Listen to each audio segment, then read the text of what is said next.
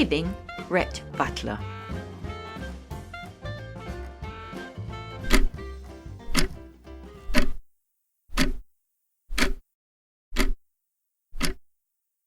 So how long did you say you have been having this dream?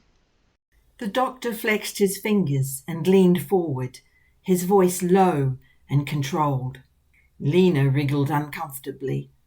She could feel the perspiration seeping through her dress, and she was conscious of her thighs sticking to the large leather chair. She felt like a fly on a microscope, having its wings torn off piece by piece. Hitler.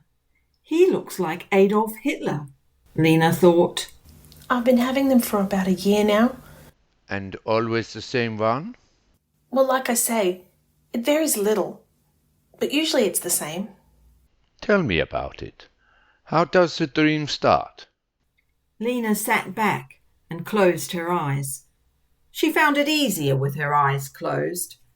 There were too many distractions in the office, like the large mirror in front of her. It forced her to confront her large, ungainly body, lank, mousy brown hair and sallow skin. She certainly couldn't look at herself while she recounted her dream. The dream? How does it start? The repeated question was gentle, but penetrating. There was an edge of irritation in the voice. His hands splayed so that his neatly manicured fingers touched. Applying pressure, he began a light isometric exercise. With eyes tight shut, Lena swallowed before replying. I need a minute to get back into it.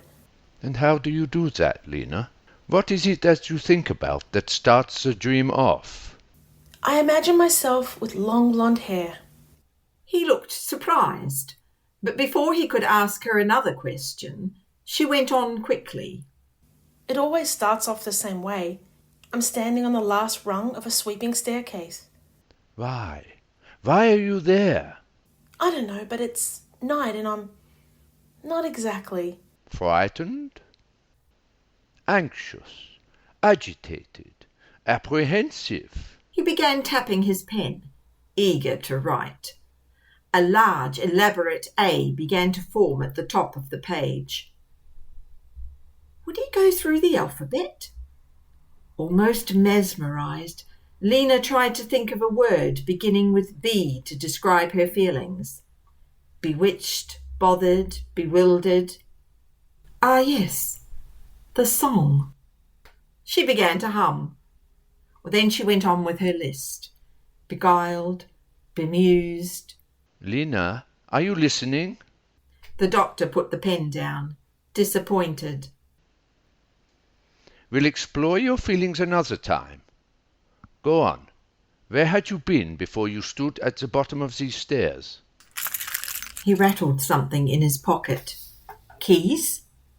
Keys meant doors. Locked doors. Or cars. Cars meant freedom. I've been somewhere. Somewhere nice. Lena looked at the big clock on the wall. 15 minutes to 4. 15 minutes to freedom. Lena stopped for a moment to swallow again. This was the difficult part. It was the probing, personal things she hated most. I'm wearing She swallowed nervously. This was very personal. She hesitated. I'm dressed up fancy. It's a red peignoir. What? A peignoir, it's a type of... Yes, I know. A nighttime ensemble of a nightgown and robe, usually made out of very flimsy material. Opened her eyes quickly, daring him to laugh at her. But he too had his eyes closed, and there was a dreamy smile on his face. Tap, tap. His fingers were drumming on the desk. Tap, tap. It may not be a peignoir. It may simply be a red dance dress, because I'm also wearing red high-heeled shoes. Red shoes. Very high heels. And red stockings. Lena delivered the last remark firmly. She watched the doctor's face. First surprise, then the smile hovered again. Interesting. Stockings, you say? Not tights. She nodded. Gaining confidence, Lena rummaged in her bag. She pulled out a red patent leather shoe with a high stiletto heel. Incongruous in her clumsy hands, and she began to ram it back into her bag, embarrassed and confused. Let me see, please. Dr. Durf put the keys down and extended his hand. She handed the slim-fitting shoe over the desk, and he examined it seriously before putting it down carefully between them. Do you normally wear shoes like this, Lena? No, they're not mine. They belong to my sister. My younger sister, Susie. I just bought them out to show you. And what about the stockings and the peignoir? Do you have those with you too? She shook her head. Susie was at least 4 dress sizes smaller than her, and such a garment would barely go over her head. And as for tights, Lena thought of her sister Susie, the pretty sister. Sharon was the clever one, and she was the fat one. But it was Susie who had complained to Mum that Lena called out in her sleep, waking up hot and sweaty, disoriented, excited. Susie, who said she wanted to help, then left her to confront this ordeal alone. Go on with the dream. Tell me more. Chink, chink. The doctor's hand was in his pocket, playing with the keys again. Well, like I say, I'm standing at the bottom of a grand staircase and someone comes to talk to me. A man or a woman? I don't know. Yes, I do. A man. Anything special about him? Well, he's big, strong, and he has been dancing too because he's wearing a dinner suit. He's what? He's very handsome. The doctor walked over to the back wall, where his collection of books was stored in strict alphabetical order. His hand rested for a moment on Jung's Anima and Animus, and then back to the F's. Hovering by the outline of psychoanalysis, he finally took down an old, battered copy of Freud's Interpretation of Dreams.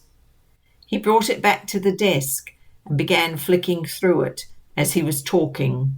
You see, Lena, what you have told me fits into these classic textbook concepts of personality disorders. Sigmund Freud believed that our psychological life can be classified by 3 levels of consciousness, in particular the domain of the unconscious. The doctor's voice began to drone into a lecture tone as he covered familiar topics and familiar pathways, keys and pens forgotten. The unconscious mind may be expressed in disguised or symbolic forms, especially when there are anxieties in the conscious domain. It is possible for frustrations to manifest themselves into sexual or aggressive representations. Dreams are a form of releasing tensions by way of wish fulfillment. We call it displacement. Coming out of his rhetoric, he looked at Lena directly. Now let us think about your dream. You say that you are dressed in a very revealing outfit, a red outfit, associated with wantonness, and you have changed your hair to blonde, a hair color associated with sexuality. Once more, Lena found herself squirming in the chair, like a naughty schoolgirl being found with dirty pictures. The doctor, now warming to his subject, was unrelenting. The keys were now lying idle on the desk. There are 2 considerations here. Perhaps you have adopted this identity as a direct response against your own frigidity. It is an unconscious urge to display more overt signs of availability to the opposite sex. Lena's mind drifted. The large wall clock showed 5 minutes to 4. Just a few more minutes and the session would be over. 300 seconds, 299, 200 and... My analysis is based on the fact that you say you find yourself hovering on stairs, being harassed by a large man. A man you have described as the personification of masculinity. However, the fact that you are waiting for him strongly suggests that you are aware that in life you are unable to attract this man in the conscious state. Lena found herself clenching her hands. Perhaps the clock is slow, she thought desperately, sneaking a look at her watch. No, watch and wall clock were synchronized to the second. Then again, the fact that these clothes are associated with your sister suggests a deep sibling rivalry. What colour hair does your sister have? Lena thought of Susie's gleaming blonde curls, like a halo, and aura round an angel. Angels were dead. She's, fair hair. She confided reluctantly. The doctor smiled at the success of his deductions as he leaned towards her, the thin smile patronising and insulting in its casual condemnation. The keys were out of his pocket, back in his hands. Chink, chink. So it fits, you see. The dreams may be explained easily by Freud's theory of cathexis, which deals with a driving action or image which will gratify a desire. All classic and all easy to fix, my dear. First, we will treat you for your frigidity, your jealous tendencies and your anger. Your description of the red shoes is highly indicative that you are carrying a great deal of trapped anger, and we must let that anger out by way of regular therapy. By now, Lena was slumped low in the chair, tight tears welling behind her eyes, and a deep constricting pain beginning to course in her chest. She felt torn apart, open, with every little quirk and fancy exposed. Told she was frigid, when in fact every fibre in her heavy, lumpy body wanted to be loved and fondled, ravished. Told she was jealous, when she knew it was merely envy of her sister's beauty. Told she was angry. Of course she was angry. She was angry just being here. Wouldn't anybody be angry, having to come here and be humiliated?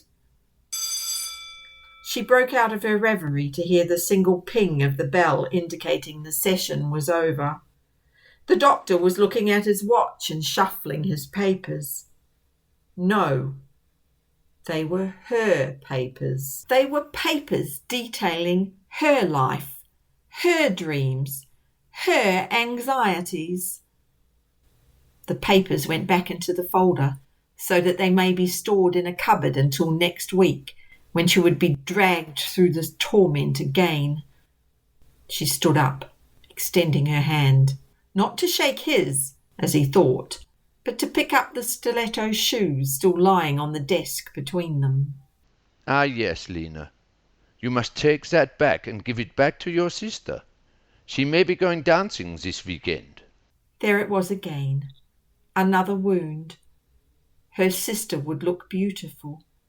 Her sister would be in the arms of a handsome, virile man, whilst she was doomed to the dark of the cupboard. No, you mustn't take it from me, she cried out as she pressed the stiletto to her body. He thought she meant the shoe and smiled again. You must not be so possessive, Lena. After all, it is only a shoe, and it isn't even yours. The snarl erupting in her body turned into a spasm of anger. It was not the shoe she meant. It was the dream. He was supposed to be a man of science, but he didn't understand. He was like that slut, Susie.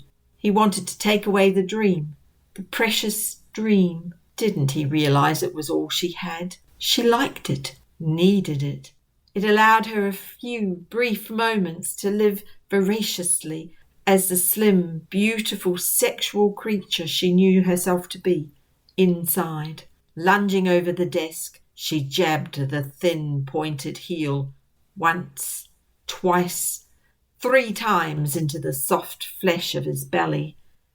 He backed away in surprise and pain, his hand exploring the small gash that dispersed a small trickle of blood through his white shirt. What do you think you are doing? Crazy woman! Get out! Get out now, before I call security! I can't let you kill my dream. I need him. I love him. He's not Scarlett's. He's mine. Mine. Lena looked at the blood for a moment, transfixed. It was such a beautiful colour, the colour of the red peignoir, crimson, vibrant, the colour of wantonness, or of anger, he had said. Slowly she walked round the desk, the shoe held high. He was still whimpering over the small injury, his hands pressed against himself with the lovely red blood oozing out between his fingers. He looked up at her as she towered over him, her large, awkward frame moving in a smooth, flowing motion as her arm came down. His bald head, his eye, his neck, each thrust left its mark. A little trickle of blood, a little trickle of anger.